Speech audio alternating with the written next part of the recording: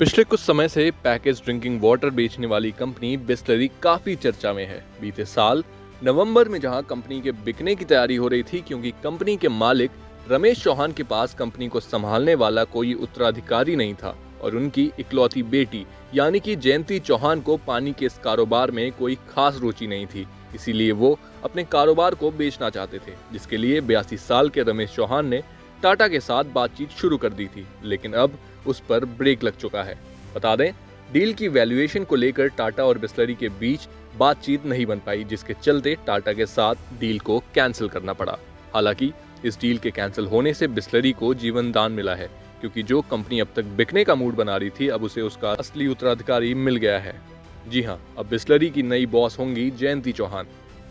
आपको बता दें, बिसलरी के चेयरमैन रमेश चौहान ने कहा कि उनकी बेटी जयंती चौहान बिसलरी की प्रोफेशनल टीम के साथ मिलकर इस कंपनी का संचालन करेंगी। साथ ही जयंती अब कंपनी का संचालन करेंगी, इसलिए अब हम अपने बिजनेस को बेचना नहीं चाहते हैं। आपको बता दें, जयंती चौहान कंपनी की वाइस चेयरपर्सन भी हैं।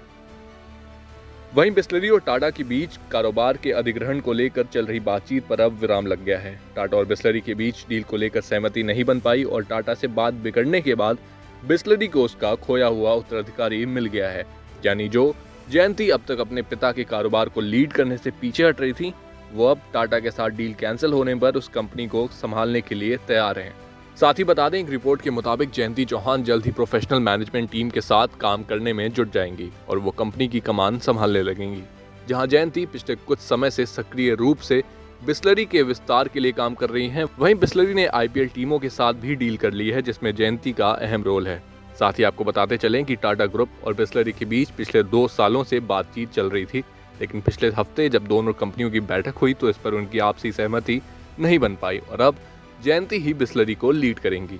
जिसके बाद अब देखना होगा कि आखिर जयंती बिसलरी के सालों पुराने कारोबार को किस तरह से बढ़ाती हैं और उसमें कितना सफल हो पाती हैं। आपको ये वीडियो कैसी लगी हमें कमेंट बॉक्स में जरूर बताएं। साथ ही अगर आपको ऐसे ही और बिजनेस रिलेटेड कंटेंट देखने हैं तो उसके लिए आप जागरण बिजनेस को सब्सक्राइब करें।